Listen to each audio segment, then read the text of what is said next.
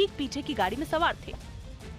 इससे पहले साध्वी प्रज्ञा ने जीत के लिए मां भवानी का आशीर्वाद भी लिया, जिसके लिए वो भोपाल के भवानी चौक मंदिर पहुंची और मां भवानी के चरणों में फूल चढ़ाकर जीत की प्रार्थना की। इस दौरान उन्होंने माता की आरती भी की।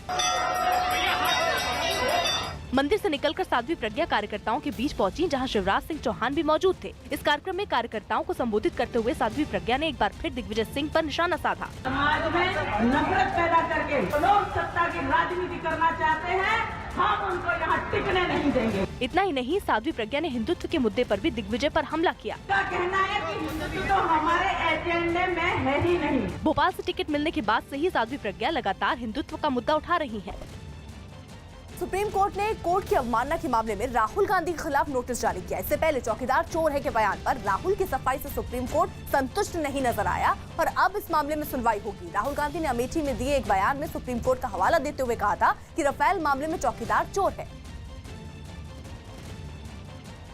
तीसरे चरण के रण में प्रधानमंत्री नरेंद्र मोदी ने गांधीनगर में अपना वोट डाला। वो अपनी मां हीराबेन मोदी से आशीर्वाद लेने के बाद वोट डालने पहुंचे। गुजरात की 26 सीटों पर बीजेपी की साख दांव पर लगी है।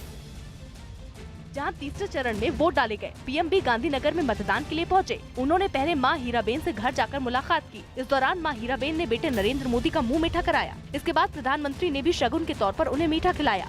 मुंह मीठा कराने के बाद मां हीराबेन ने आशीर्वाद के रूप में प्रधानमंत्री को चुनरी भी दी। ये चुनरी वडोदरा के प्रसिद्ध कालिका मंदिर की बताई गयी। कुछ तस्वीरों में प्रधानमंत्री मां हीराबेन के पैर छूकर आशीर्वाद लेते हुए भी दिखाई दिए। मां हीराबेन से आशीर्वाद लेने के बाद पीएम गांधीनगर में ही वोट डालने के लिए निकल गए। इस दौरान पोलिंग बूथ तक लोगों की भारी भीड़ उमड़ी थी, जिनमें कुछ बच्चे तो उनका घर से बाहर निकलने का इंतजार कर रहे थे। पीएम जब बाहर आए तो उन्होंने इन बच्चों को दुलार किया, साथ ही इलाके के लोगों से भी मिले। इसके बाद वो वोट डालने के लिए गाड़ी में सवार हो गए। सड़क के दोनों तरफ बड़ी संख्या में लोग इकट्ठा थे। मोदी मोदी के नारे लगाए जा रहे थे। ढोल नगाड़ों का शोर भी लगातार गूंज रहा था। प्रधानमंत्री जब मतदान केंद्र पर पहुंचे तो वहां अमित शाह उनके स्वागत के लिए खड़े थे। उनकी गोद में बेटे जय शाह की छोटी बेटी थी, जिसे पीएम ने भी अपनी गोद में खिलाया।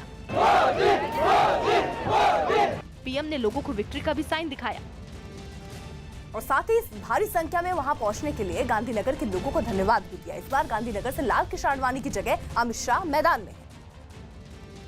यही वजह है कि वोट डालते वक्त पीएम के साथ साथ रहे। मतदान केंद्र में जाने के बाद प्रधानमंत्री ने वोट डालने के लिए खड़े लोगों से कुछ देर बात भी की।